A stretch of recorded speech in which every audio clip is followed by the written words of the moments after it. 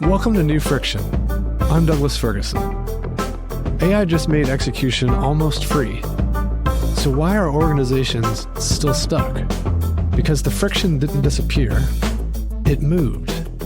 And it multiplied. It's no longer in building. It's in deciding what to build, how to align, and how to move forward when the path isn't clear. That friction, the human side of change, is what this series is about. Each episode, I sit down with leaders who are living it, navigating the real challenges of AI transformation. Not the tools, the people. The task that took 2 weeks now takes 2 minutes. The work isn't the bottleneck anymore. The conversation before the work is. That's the work this show is about. I'd like to introduce you to my conversation partner today, Sarah B. Nelson, Distinguished Designer at Kyndryl, where she specializes in emerging human-centered design practices. She's also the host of Kyndryl's The Progress Report podcast. Welcome to the show, Sarah. Hey, hi. Happy to be here. Yeah, it's great to be in conversation with you. I always enjoy our conversations, and I think today will be no difference.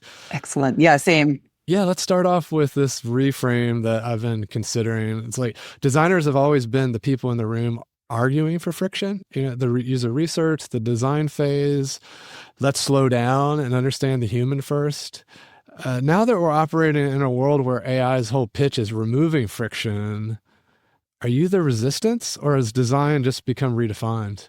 I think it's still a yes. I mean, we're in a transition period, and transitions it's not like flipping a switch. Mm-hmm. I think there's this sort of dawning realization that I see on a pretty regular basis. And when we look at the statistics around the number of AI initiatives that fail, and it's like 95%, which I always say is like, well, 5% succeed. I don't say that as to be Pollyanna, but I like that number is a lot smaller because it's sort of saying that there's something going on, more than one or two things going on about why these things are failing. Some of it, generally, at least like my bias is that most problems, the root cause of most problems is something to do in people dynamics. So, and I think that's a lot of what design does, is it is that sort of pause to ask what's going on. And I think I hate to say it like this, but sometimes lessons have to be learned the hard way. And so people, you can see it, like they're investing without strategies, right? They're, like, we got to do this, but then our data is not set up. And then none of our people want to use it. And some people are even sabotaging it. It's like, you have to, there are all of these signals that are much louder than we have this persona, or we talk to 20 people, or trust us, bro. Like we stand for the user. I think there's some really clear stuff coming up. And then, then the friction becomes everyone's problem. It's not just designers like waving a flag. And I think that's where it becomes really interesting when people start to realize that experience is everyone's responsibility and everyone's problem. Because the technology itself does not, if you put technology first, it doesn't fix it. So because I feel like a lot of times people go like technology, money, process, people, and it's exactly the opposite. It's people into process, into money, into technology. Like technology kind of comes at the end. By money, I mean like how does the economics of the solutions work as well. Yeah, and it's funny, a lot of the people that I see starting to realize the orders flip, they typically end up putting the process first as they're trying to flip it and invert it. And it's like, no, you really need to start with the people. And to your point, it needs to be ubiquitous. We can't just have, just like where heads of innovation or little innovation groups never really actually worked. When design is something only one group is doing or thinking about, we're going to be fraught with issues, because the fact of the matter is every part of the organization is getting disrupted by AI, and we all had to be approaching this from a design problem, from a systemic kind of lens, so that we're not just, to your point, throwing a technology solution at it and hoping it works. Yeah.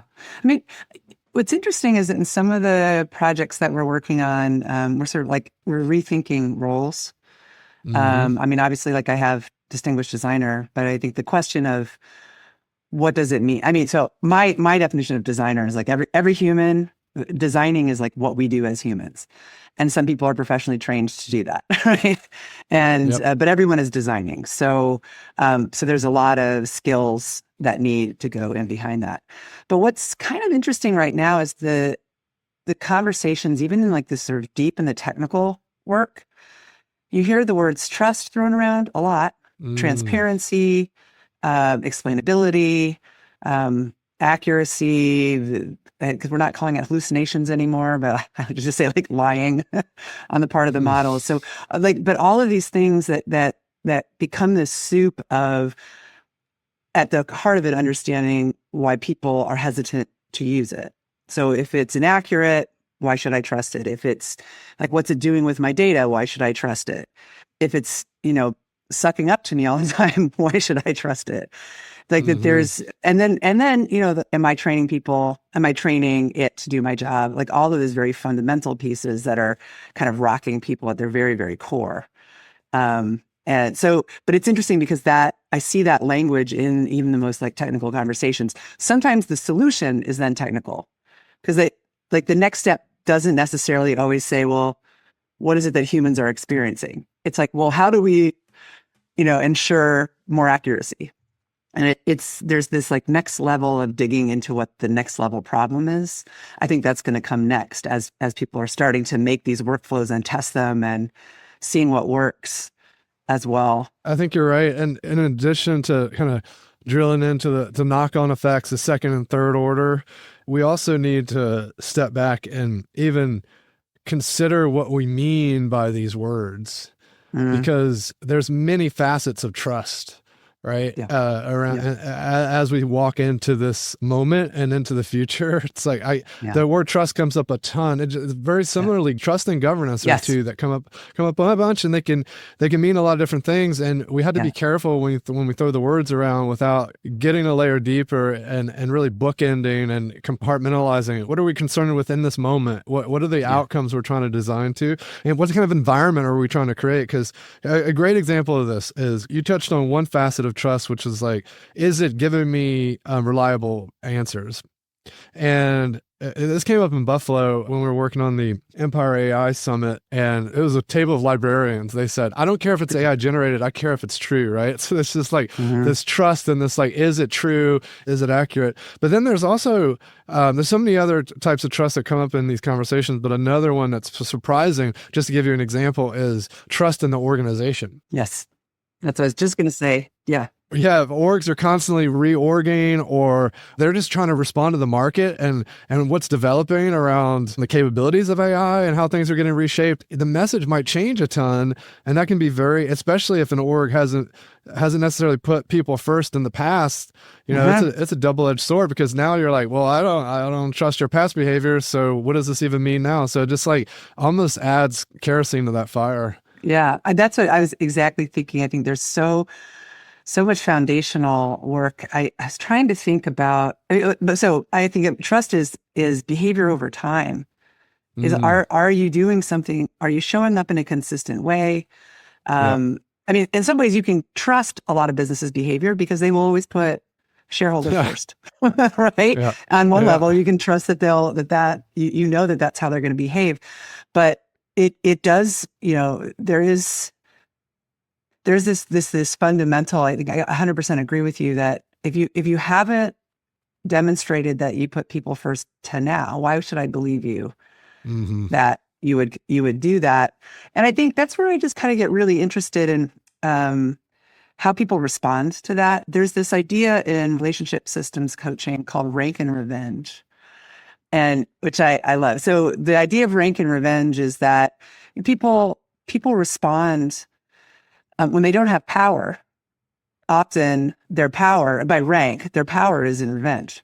So, and they can be little small things. They can be like overt revenges, right? But they can be little small things like I'm 5 minutes late to the meeting, or I mean, like I ate your lunch. I don't think that necessarily is one, but I don't know, it could be. But I guess it's been really fascinated by this idea of, or what's happening in some places where people are putting in false data or taking the company data and polluting it into public models. Like there's this, like, where do people have, like, how can they respond when they feel like they have no power? And I was at we were at the same thing. We were at the Gardner workplace thing. And they talked a lot about this. Trust was huge and experience was huge.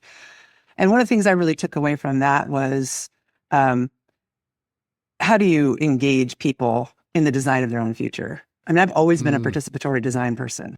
I really think you should be designing with, not at or for.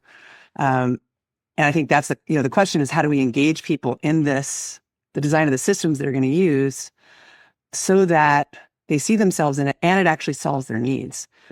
I was then run up into the, how do you do that at scale, blah, blah, blah, blah, blah. But you can't force people to change. They will change when they want to, right?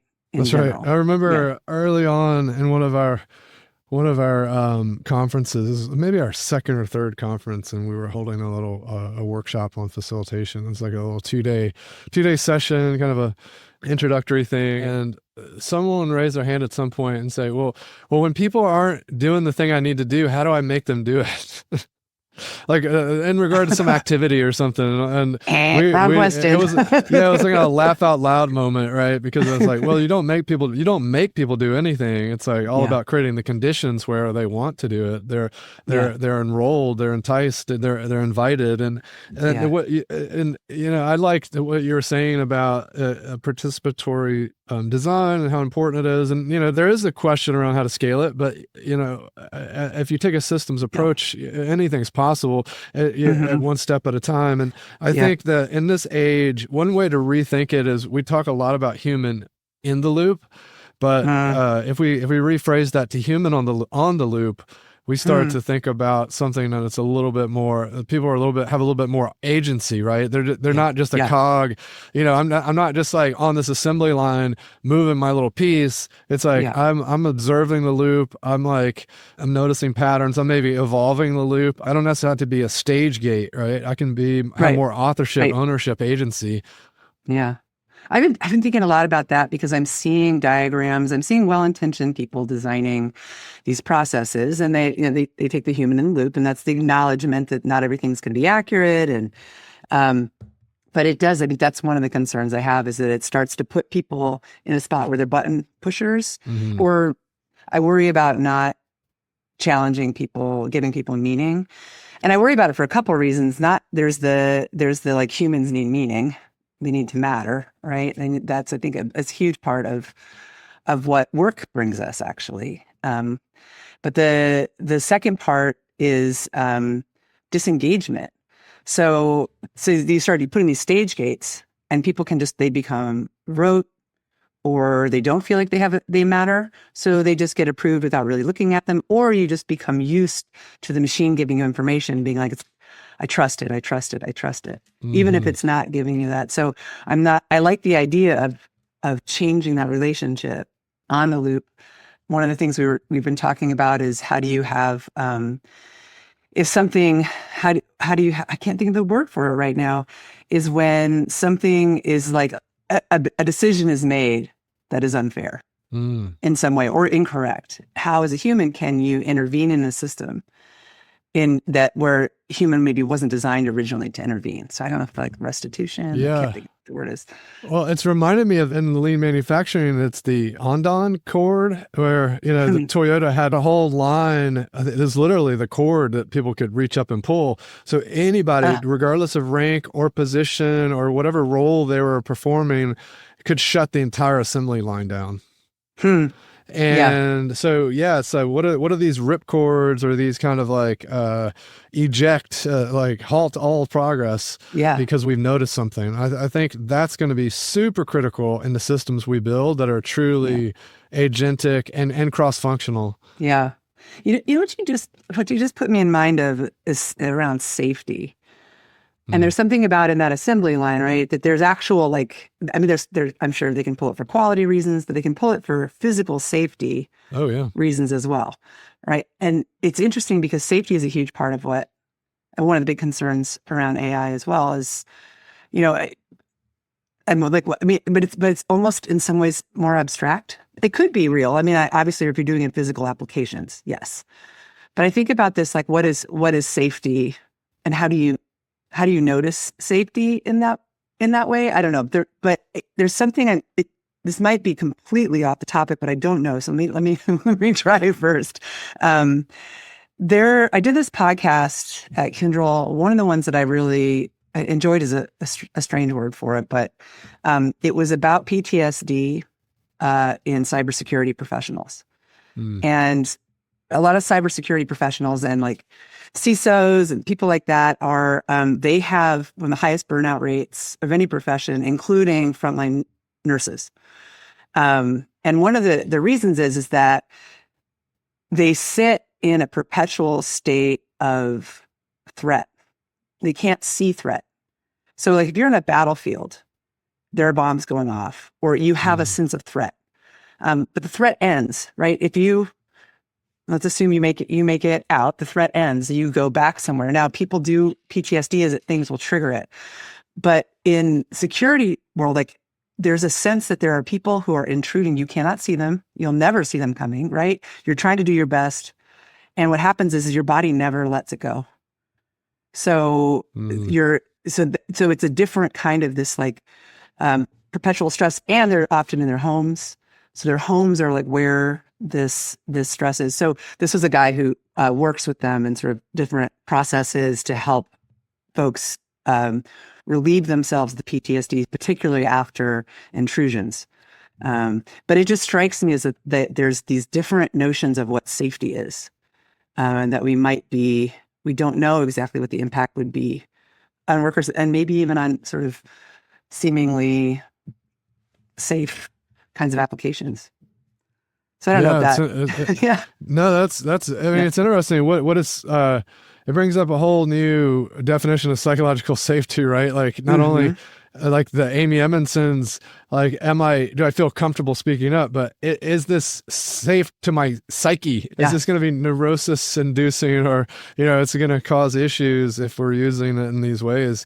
It certainly hasn't been studied yet. There's lots of folks that say that our test scores are failing because of how much computers are used in education now, and it's impacting actual deep learning.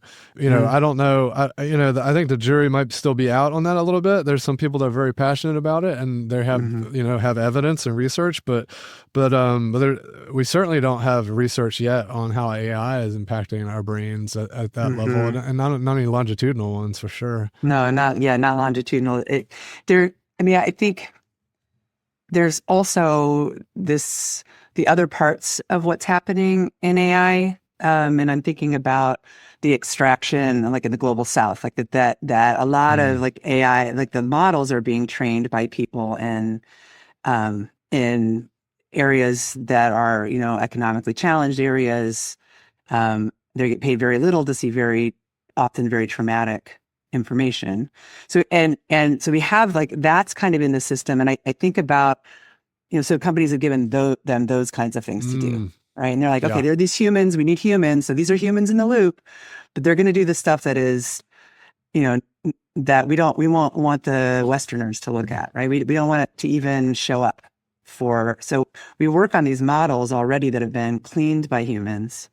And then I think in Solution Land, we have to be thinking about that whole human in it. I think obviously the ethics of how these models are developed, and the large tech companies and how they're doing that, and then thinking about how we're setting up employees, and where are we dehumanizing them, and even while technically keeping the human in the loop as well. And I think, just to your point, I think we just don't know where some of these things are going to really do. We just know that like pushing buttons all day long is not pushing buttons that doesn't have a sense of connection or all of that.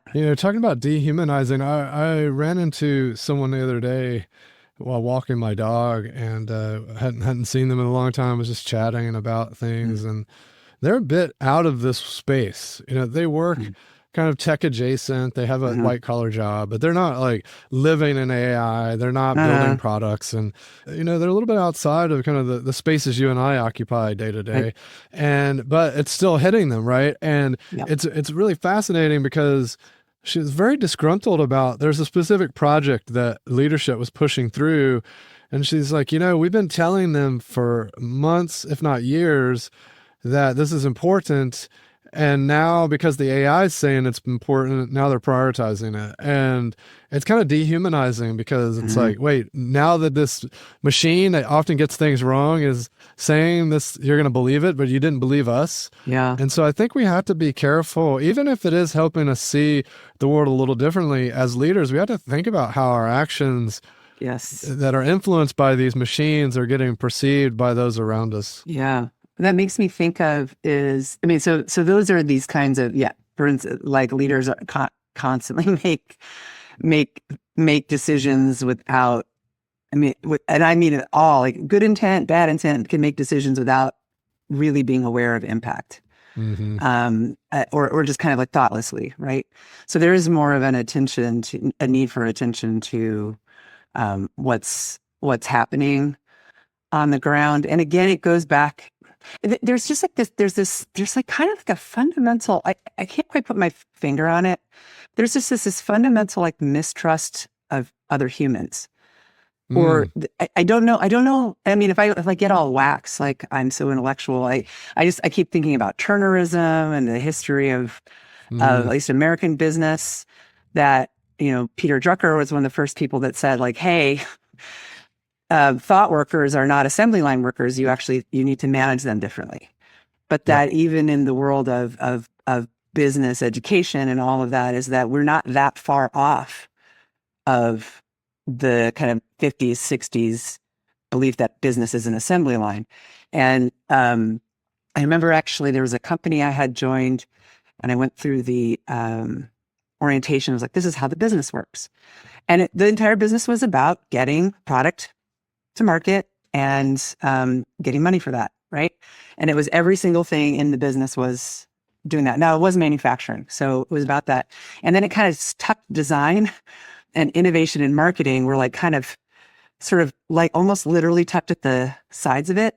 And it was a moment that I had a realization. It was like the way that I think about what we're doing and what my role is, and what my role is in the company, is very, very different than everyone else's. And it was the first time I saw it like very laid out as like my job is to, like, are we working on the right thing? Are we serving the people? Are we developing new sources of value by doing that? Like, there's all these assumptions in there. But it is not about doing that in like literally an efficient way, in the way that the rest of the business is clearly measured on. So that just becomes like, do you know what I'm saying? Yeah, it reminds me of just innovation functions, right? Innovation's not meant to be efficient, right? It's meant to uncover the next big opportunity. And then operationalizing is when you think about bringing in efficiency. And I think a lot of folks don't necessarily set their strategy accordingly, right? Like if we're in an innovation cycle, we should not be trying to optimize and make things as efficient as possible. But oftentimes that's the posture. And I think that's another good point, is making sure that we as leaders identify good postures for how we want to leverage AI. So it's not just, hey, everyone's doing it, we got to jump on, or, we're going to get left behind. It's like, while those fears and anxieties might be rooted in truth, we're not going to be successful unless we step back and say, well, to what extent? What is the remit? Like, why do we want to use this stuff? What kind of outcome is it going to drive for us?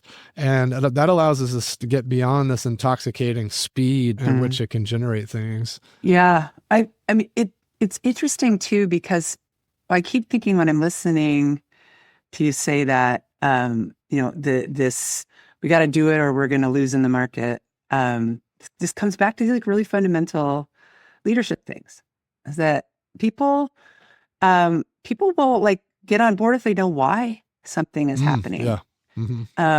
There's what is the SCARF model from the NeuroLeadership Institute. They talk about when people are threatened, it's like status. Well, I can't remember all the ones, but I do remember fairness as one of them. And that for people, if they understand why decisions are made, they're more likely to accept them. And a lot of the resistance comes from when they don't know why they were made, and it feels like it's being imposed on top of them. So there's that kind of remember the basics of human dynamics of leadership. And I think there's so much noise in the world. We have organizations that financially benefit from scaring everyone ahead of their IPOs, right? That they are like, and you can see like Sam Altman backing off. Oh, it's not going to take all the jobs. It's like, oh, because the message doesn't work for you now. So I think I think people are starting to kind of pay attention to that. But I did want to go back. I saw this morning, Alan Kay from Apple from the 80s. If any of the listeners don't know who he is, he was one of the major folks in Apple, like in middle 80s. And he was giving this talk, and he was talking about, like if you're digging a hole and you're looking for gold and you get down like 3 feet and there's no gold, you have like two choices: is that you can dig faster, or you can acknowledge you might be digging in the wrong place. And what he was saying was that American business just digs faster. Like, we got to dig faster, get more people in here to dig more. There's gold down there someplace. And so I think a little bit about that discipline of go right back to what you said in the beginning, like where can you introduce friction, asking people to slow down in order to just say like, are we doing the right thing? Yeah. And then how can we do it better? Yeah. Yeah. And, there's alternatives to digging faster, right? Like, is there better instrumentation that might help us know if we're digging in the right spot, et cetera? And I want to come back to the SCARF just for listeners that may not have run into it. Status, certainty, autonomy, relatedness, and fairness. And I think the reason I wanted to come back to it is because autonomy is a really interesting thing, and certainty are two really interesting things right now, because certainty is something that feels very elusive right now. And I think as leaders, we can acknowledge the fact that there's a lot that's uncertain, but what can we make certain? Because if there's anything that we can make certain, whether that's our point of view, our posture, the direction we want to go, the strategy we're going to take, like there's so much unpredictability right now. Anything that we can make more certain and predictable and knowable is going to make the organization more calm, more supportive, more aligned, more understanding. Autonomy is another interesting one, because people have this sense of losing autonomy in this new agentic AI-driven world, and how they imagine it will even become less and less autonomy. And that's very frightening for folks. And I think that's really wrapped up into the identity, and I'm going to lose my job and all these things. And what we can do is that if we start to really step back, and this is really why it's so critical that folks need to adopt multiplayer, team-based AI habits versus before they go to the full systemic, agentic, cross-functional use cases, because the more that we can map the playing field, understand how we want to use AI together, and understand the potential and align that with our vision, and we get to the shared perspective together, then we could start to understand where our autonomy can reside. And then we can be very autonomous. People don't feel autonomous when it feels like their autonomy is being threatened in all these ways. But if they understand, if they look back and look at the system and go, oh, I shouldn't have autonomy there because of X, Y, and Z. The system is going to function better if I'm not autonomous over here. But look, these are the places where I'm autonomous. But when people don't see the system and they don't see it all mapped out, they don't even understand where their autonomy resides. And then it feels like they have none. Then it feels like they have none. That's interesting, because it's, it's like, I always think constraints will set you free, but that clarity of where, because I think about autonomy a lot as like this ownership. I mean, just like before AI, like this, that question of like, where do I get to make decisions? But I think like that, I'm just probably just very much emphasizing what you're saying, but that making clarity of roles, clarity of decision making, all of that like discipline that honestly most corporations struggle with anyway, because we know that those things, like when you have clarity of roles, when you have clear goals, when you have good communication, and you have a leader who shows up shoulder to shoulder, you have all of those things, then people start to like rise to the occasion, because you've taken a ton of noise out of the system. But there's that. I don't have any solution. And this is maybe just me complaining, but I don't have any solution for it. But I just never really understand why speed to somewhere always trumps the just like, let's just put the bricks in place in order for us to be able to go faster. Because we know that if you do that, you go slower to go faster. Like that's like the process is every time I've ever done that, it's like, oh yeah, I trust that process. But I think most people, it's like risky. I don't know what that's about, but it's too hard maybe. Do you remember this Zappos, what was it called? Holacracy, this organizational model, Holacracy. Does that sound familiar? Oh yeah, it was for sure. There's a guy came from the agile world, and he was talking. He was thinking about organizations as operating platforms. So the Holacracy was like the operating system for an organization, and then the idea was you didn't have managers anymore, or a leader. You had a constitution that had, and there were certain kinds of rules of engagement. Around all kinds of things. And it included things like rules of decision-making, rules of ownership, how certain kinds of meetings were conducted. And Zappos was the largest adoption of it. But one of the things that's interesting is that we're so ingrained on these kind of hierarchical ways of doing things, which actually turn out to be easier than trying to do this sort of like super flat organization. So everyone's excited. Oh my gosh, no more managers. I can do what I want. The work becomes so much harder because now the decision-making is collective. And I mean, there's tons of models in the world like Quakers and things who have collective decision-making, but that is not a quick process. That is a slow process. So, it's interesting to me to like those kinds of the organizational systems and beliefs that people have and how that then impacts the work that comes out of it. Yeah, I think also too, there's some rhetoric around flat structure and whatnot, but a lot of it is about cost cutting and savings, not actually trying to build a culture that's resilient to that. And often I found it's not just about an unwillingness to go slow, to your point, a lot of the process is slow, but it's an unwillingness to attend to the process that's necessary to operate in that way.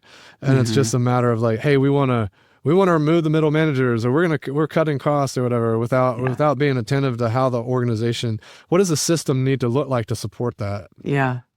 So just like, I think with AI, like the emphasis right now is like, oh, great, cost efficiency. First of all, we already know that consumption, with what's happening with consumption, cost is actually probably not going to be the driving force around this. And to me, it's like you have to be more creative about thinking like, what can you do if you can take like you take the drudgery out and you take the high production things that are like highly manual. You take that out. What does that enable you to do? So it's to me, it's about this sort of identify, I don't know, I'll be businessy, but new sources of value, like new things that become possible because you're no longer consumed with that. So like in design, over the last few years, there's been all these like small technology advancements that have that I've gotten weepy about multiple times. The first one was the Post-it note, the 3M Post-it note app that would let you capture Post-it notes and bring them in and like break them up and bring them into whatever program you were using. And then you start to get them with OCR attached to them. And I actually did get a little teary the first time I used that 3M app. And then the next time was that now I've got these things into Miro and I just highlighted all of them and asked it to sort it and see what it saw. And what would have been a 3-day job or a 2-day, because after every workshop we would sit and type them all in and then we would hand analyze them. And there's something very valuable. I'm going to put an asterisk there because there's something really valuable about that too. But there was this other part, which was like, this got me pretty close to where I need to be. And it did it. So now I can focus on where is the unusual insights in here? So then my asterisk is sometimes the unusual insights come from doing the manual work. So yeah, and well, here's something to think about. I this is a really important point, and it's come up a couple times in some of the events we've hosted and the work we're doing to try and understand where we're headed with this stuff. And one of the new frictions that comes about is now that the AI is doing a lot of the grunt work and the analysis and things, Now then, what we might have gotten through osmosis by just taking notes or doing the things that we would have had to do to be prepared for this, all the post-event work or whatever it is, insert your problem. But the ways that you were showing up and the little rituals you had adopted prepared you to then do the final project, to be ready for the presentation. And so an example was a designer had adopted a tool that could basically record user interviews, did a bunch of synthesis, did a bunch of analysis, generated an amazing report, but he had to study the report to be able to present it. Like normally, like by the time you're done making the report, you don't even need to practice it. It's like, you know it in and out, you just present it. Yeah. Which was interesting because I wanted to reframe that whole question he was posing, because he was saying it's actually shifting the work to where we need to study the presentation. But I said, actually, this is a design problem. This is analyzing the friction problem and saying, hey, how do I need to change my rituals and how I show up in the first place to maybe make it easier? So it's not about cramming for some presentation. It's about how I'm using this new tool to learn in a new way versus having to then take its answers at the very end and cram. Yeah. So I don't know. I'm really fascinated by, we can't just take our old ways of showing up, our old rituals, and just jam these tools in. We really need to step back and say, how are they materially changing how we need to show up? Yeah, I 100% agree. I keep the words that keep coming up for me are data intimacy. I don't know, it popped into my head one day. I'm sure somebody smarter than me said it someplace, but there's that idea of how well you know something. Like that. I mean, for me, like when we would do mental models of complex workflows, I know that workflow. I can still talk about it because I know I have visceral stories that we captured from people and spending time really manually with that data. So I know a lot. There was some stuff that was the flip is that sometimes you spend a lot of time on it and you only get to the stuff everybody would know anyway. So you don't get any place in particular. But there was one thing there was someone, I listen to millions of things, but was talking about when you need to really learn something and change your thinking, you need to make yourself go slow and pull out the book, sit with the book, read the book, write and munge at that information, because that is when your brain is making connections. And so it's sort of knowing about when you need to summarize something and when you need to actually spend time with it. And I think everyone's kind of going oh my gosh, we can summarize everything. And I think it's to your point, finding what are new things we need to do to make sure we retain the things that are really meaningful and useful. Yeah. And also, even if we're using to summarize, what are the signals that we should identify ahead of time so that when we see them, we know to slow down, to do the deeper look, to say, hey, there's something new to learn here. Because frankly, people are using this stuff all the time to create rapid synthesis, to do a lot of grunt work, to use that other word. And I think we had to invent some new signals, some new ways of looking at the stuff so that we know when, hey, this is a moment to dive a little deeper, to ask some other questions. Yeah, interesting. I think because it's also it's also thinking about the recipients of so the recipients of reports. It's always that's often the thing is they read them. It's hard to internalize. They get some information out of it. It's not internalized. So there's also probably the question of, and now we've got both sides not internalizing it, but maybe this is also the opportunity to have both sides do some more internalizing too, of making it goes from reports to ways of using the information from the reports in some way. That's how we experience the outputs. I don't know. I'm just thinking off the top of my head, but. Yeah, no, I love that. And also it makes me think too, we need to be intentional about how we break the cycles, because when it's my agent sending your agent an email, then your agent replying to that email, it's at which point, is something real happening versus things just getting thrown around. It reminds me of this cartoon when it's self-driving cars were starting to become a conversation some years back, and the cartoon was these two cars and one of them kind of looked like a police car, and the policeman's standing out in front of the first car, and he's saying, "Does your car know why my car pulled you over?" Yes, that. And so that, yes, I think we need to, that's something to contemplate as we're building these systems, right?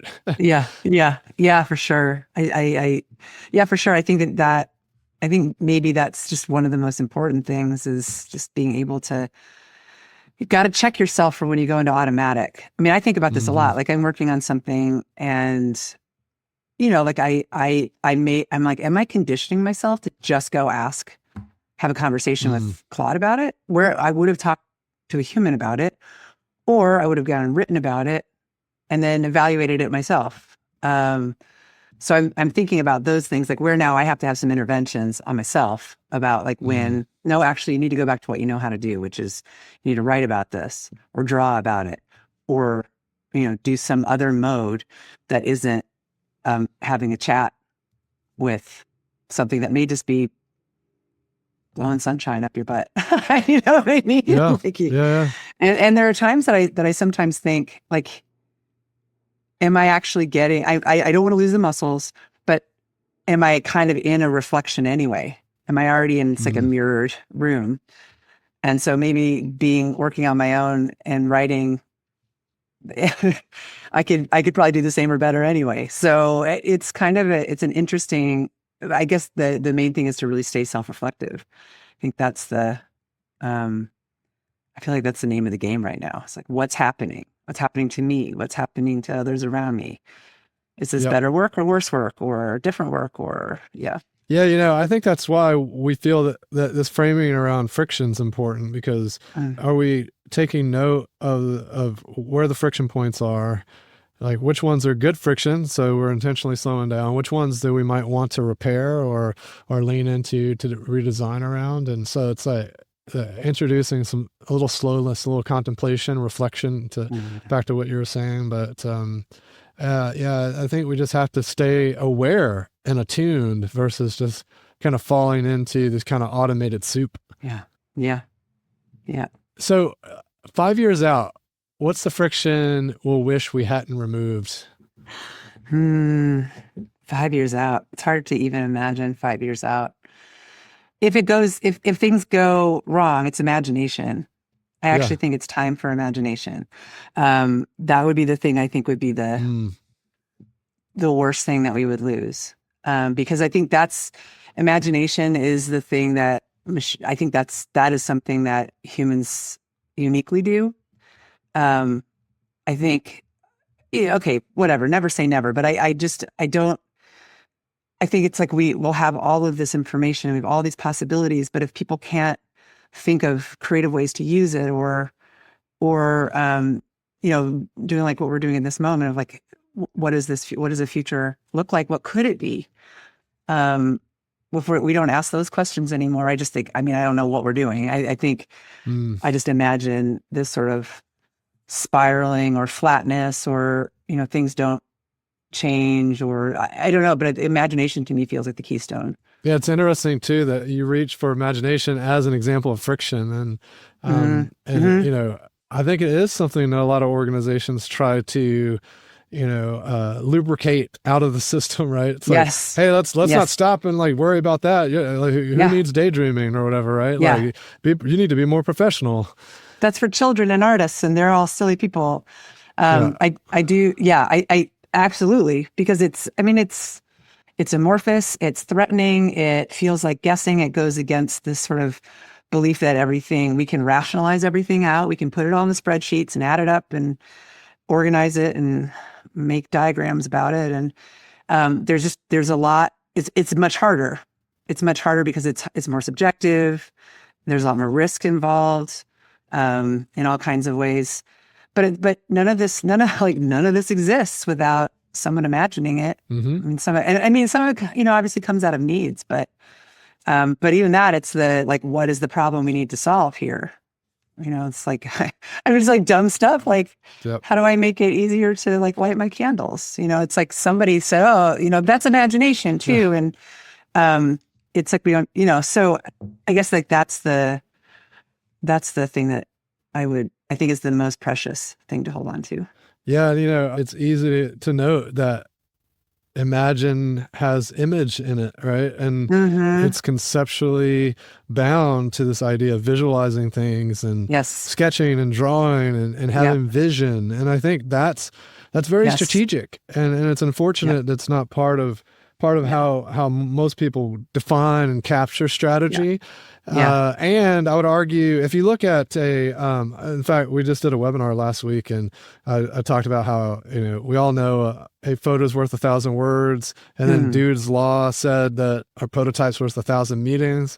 Well, I'm now saying that a visual specification is worth 1,000 prompts, because prompts text prompts are linear, right? And if we visually build up and imagine together what the future could be, the AI is going to be a lot more aligned with how we're imagining and perceiving the future. And I think that's a beautiful way to kind of think about working with these tools when we start to work collaboratively. Yes. Yeah. Actually. Now I'm thinking, because a lot of the visual, I've been really impressed with how some of these models are dealing with visuals. I don't mean creating them, I mean being able to interpret them. Oh yeah. And in all kinds of ways. Like, I've actually given it paintings of mine, and I've been shocked at the critique I've gotten back from it. Yeah. You mentioned stopping to sketch versus consulting with the AI. Have you experimented with sketching first and then given the AI the sketch? No, but I'm going to. It's pretty fun. In fact, it's really fun to do a really loose sketch where you're just you're not even worrying about how understandable it is. It's not for any other human's consumption. So you can just flow and go wherever you want to go with, and then get in a conversation with it. And it's really fun because you're unlocking parts of your brain that maybe wouldn't have just gone into language. And it's really good at being able to extract things to, it is a fun use case. All right. Well, because I actually have a diagram. I was like, I need to go get a big giant piece of paper and actually draw this whole system out. And the idea that I don't have to have it for another person but myself and AI is that's awesome, because it takes so much work. Yeah, exactly. And then, and also I've found too, sometimes that, it's not quite a critique. It's almost just a dialogue around, hey, what's here? What are we emerging? It's kind of almost emergent meaning that can be fun to extract with it. Because it's really, at the end of the day, I'm nudging and prompting, and it's just kind of reflecting back some things. So it's almost like a fun way of trying to drill deeper than I might have gone, but on my own self-reflection. Yeah. Oh, interesting. Okay. Well, I have a project for this afternoon then. Fun. Nice. So I think this is a good time to maybe hit the pause on this conversation. So I want to invite you to leave our listeners with a final thought. Yeah. So the thing that's been just rattling around in my brain on a daily basis is this quote from Buckminster Fuller, which is, we're called to be architects of the future, not victims of it.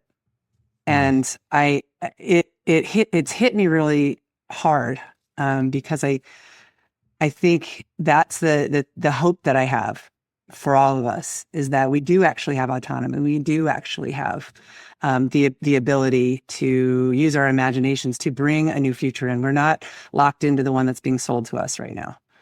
And we, by attending to the moments that we're in and building towards the thing we actually want it to be. I think we have a lot of power to do that. So that would be what I would encourage people, is to look for the power that you have to bring the future that you believe needs to happen into life. Incredible. Well, thanks for joining me, Sarah. It's been a lovely conversation. Looking forward to our next. Awesome. Thank you so much. Great conversation. Thanks for listening to New Friction.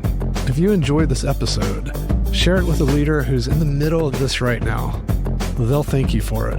And if you want to go deeper, we bring leaders together through executive dinners and virtual masterminds. To learn more about our work or to inquire about exclusive executive events, visit voltagecontrol.com. I'm Douglas Ferguson. See you next time.